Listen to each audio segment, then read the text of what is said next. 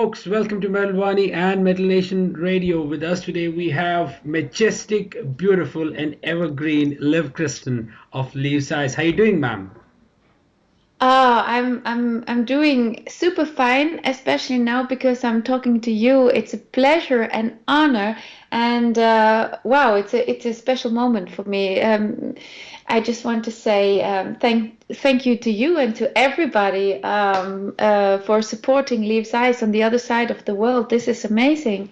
That's honor to be, having a chat with you. So, first of all, obviously, I want to congratulate you with the new album that's already out. Fans have got a taste of it. So, what's your take on the response the fans have given to this new album? Yeah, I'm really overwhelmed because we this production, the whole composing process and the mixing process, the recording process, everything connected to the production of King of Kings. I mean, it's the hugest production we ever had. Then really feeling the support of our label AFM Records. Right. We switched label just a short while ago, and also feeling the support of journalists like you and press and Right. fans and friends all over the world. This is amazing. This album is truly a milestone in the history of Leaves Eyes because I feel that all the albums kind of come together on this album, and all the experience we've made, and some of us have been around for 5 years. Yes. So this is it's amazing. It's a very good feeling, and wow, I've never ever had such a boom of fantastic comments and critics about my album, any album in my career so far. So yeah, sometimes I just have to hold on to something Yeah. around me to Right. realize what's going on. Absolutely, I totally understand it. I mean, Leaves Eyes is one of those rare bands who release an album, more epic than the previous one and even more flawless. Now, let's take an example of Symphonies of the Night, which was a perfect album for any symphonic metal fan. But King of Kings is 10 steps ahead of it. I mean, what goes on? What goes through your mind when you enter the studio to record an album? Like, is it like, okay, last album was good. Now, what can we do now? How do we make the new album the best? So, what goes on in the studio? Well, first of all, you already mentioned it in the studio. Yes, we do have our own studio. It's only 30 meters from our little home. Right. So it's just to cross the street. And we have two recording studios. So there is always somebody there. Right. It's the dream team consists of Thorsten, who is the main composer of Leaves Eyes and the guitar player, and Alexander, who is a co-composer and producer, and my husband, Right. and myself. It's the three of us. Right. We've always been the core of Leaves Eyes. And it's this time it was like, okay, Symphonies of the Night, right? All three of us are perfectionists, so we would never ever release an album with which we weren't 110% satisfied. So every Right. album for us has been like the absolute top that Very we could special. produce. And yes, and then the three of us were having a cup of morning coffee exactly 2 years ago, and then Alex, my husband, said, "So, right, I think it's time for another Leaves Eyes album. What about King of Kings?" And I was like, "Honey, King of Kings? What do you mean about King of Kings?" And he was like, just shaking this out of his he must, I thought he must have been thinking many nights about this. But to him it was like, I just had this great idea. So basically he said, like, okay, let's start composing. Thorsten and Alexander started composing, and I started digging my nose into all my books about the first king of Norway, Harald Fairhaven, Right. And the thing is, which is amazing, I grew up by a fjord called Hafrsfjord by Stavanger in Norway, and this is where the decisive battle of Harald Fairhair took place. So the siege led to the fact that he became the first king of Norway in 872 in the Middle Ages. Right. So this is, this whole thing, the concept, everything. It has a personal touch to it. So what I did was actually collecting information and then putting everything into a poetic language, the way I wanted it to sound phonetically and in a poetic pattern. And the guys composed 12 songs. So 12 chapters, 12 songs. Everything went hand in hand. From the first tone we composed till the master was finished. So amazing. And we realized this is going to be a huge production, even bigger than Symphonies of the Night. And we will need at least 350 channels just for one song, right? Wow. For Blazing Waters. 350 channels to mix for Alex. I mean, wow. And that's, a guy like Alex, he's a perfectionist and a night owl, and he's the man for such things like this. So I'm very proud of my husband and of Thorsten, my best buddy. I would say we are actually a dream team. Yes. Yeah, I totally understand it, because it's always about the evolution of the band. Finding your own sound and sticking to it is what every band does. But there are very few who experiment with the sound, and very few who evolve with the sound as well. Now, there are no two albums of Leaves' Eyes who, let's say, are closely similar. Each one is kind of a different than the other. So what is this main reason behind this constant experimentation followed by the evolution of the band?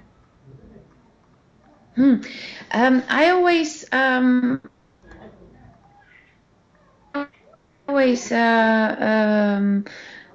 let in, and I let everybody know that we can take in any inspiration. If Thorsten would like to add some kind of folk instrument to underline and to trigger the expression of the song and of the theme, then he might do so. It's no problem. So we are very open-minded, although we are stubborn and perfectionists. Right.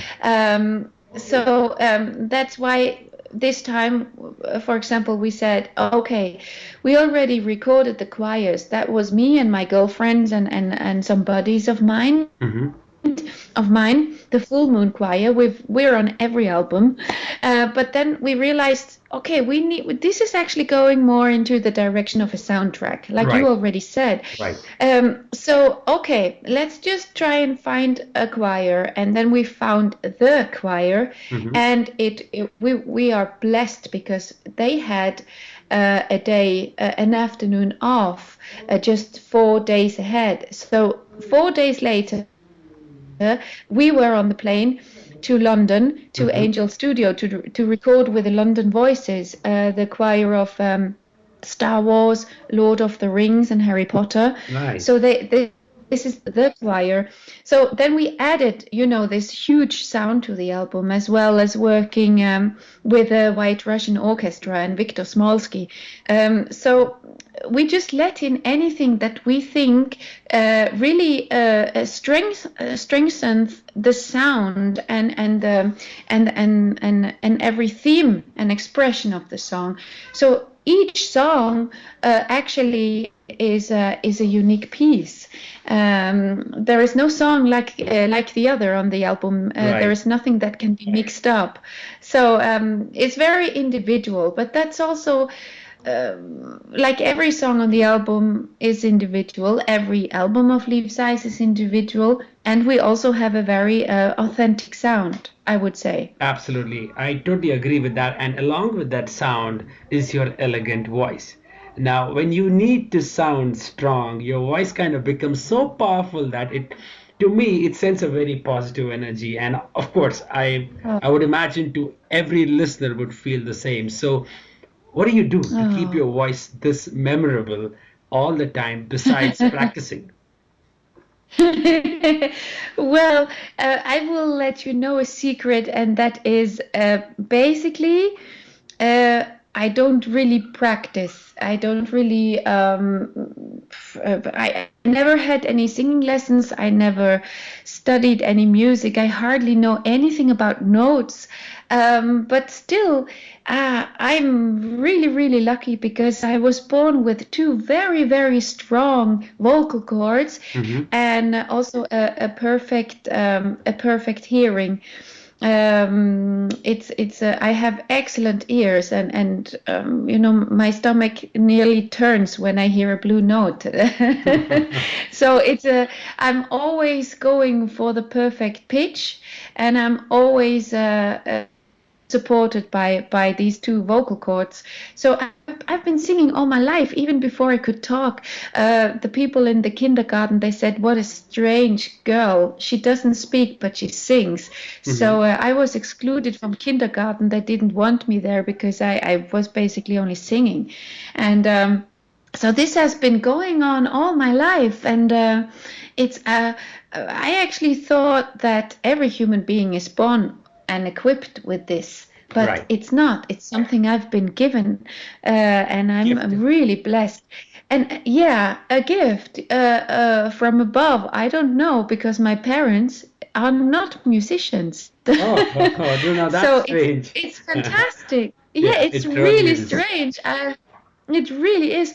But all the experience I made myself, beginning in the childhood, especially in the times when I was a teen with Theatre of Tragedy, my first band, all the experience I made on stage and all the experience I made in front of a microphone in the studio, that's all self-made. And that's what I rely on. So I'm never scared of losing my voice or anything. It's there, and it's strong, and the music tells me in which manner I should sing. So it's fantastic. Believe me, in a live situation, when I feel that the whole, the energy is going out into the audience, it's fantastic. Right. And then I always think, thank you. Whoever gave me this gift, thank you. I totally get that. I mean, it's a perfect combination, I feel, because what complements your voice is, the Alex's growls, and obviously, and Yeah. history has it that everyone loves a Beauty and the Beast. Now, how do you manage to maintain that chemistry, knowing the fact that you both have kept the band together, like we said, since the beginning? So this is more like a huge compliment and answers the question itself. But still, what do you guys do besides recording and playing music? Thank you very much. Well, yeah, besides, I mean, that's not a question I get very often, actually. Besides making music, well, the thing is, I'm very, very active when it comes to sports and nature, and I love running. I love yoga, and it's like my husband is entering the living room and I'm standing on my head again and doing my om and but that keeps me healthy, and it keeps my core strong for the touring and the traveling, because that takes a lot of physical power. Right. And so that's the sports thing and the healthy thing. That's my thing. But what I do, for both of us is really, I love cooking, vegetarian and vegan cooking, because my family is all vegetarian and vegan. Nice. So we have that moment every day when the family gathers, and we have a good meal together. And that's very important. So we talk about things and we make plans for the future and tell about how was the day at school. And it's good to be in such a loving and beautiful and strong family. It's great. Right. And I think that's what gives us a lot of power. So besides music, family is the most important thing in my Important. life, and the same for Alex too. So we sometimes it's good just to sit down and drink a cup of tea, and just and talk about things. That's Right. good. But Of course, both of us really love nature, and we love traveling, and we love animals. And so, yeah, we have a little house on the countryside, far out from everywhere. We are in a nature safety area, Right. and this gives us a lot of peace and strength. And this is something we share, these interests. So I have to say, after almost 20 years together with Alex, I still love him from the heart, and we're still in love. And that sounds, might sound cheesy, It but doesn't sound it's cheesy, let true. me tell you that.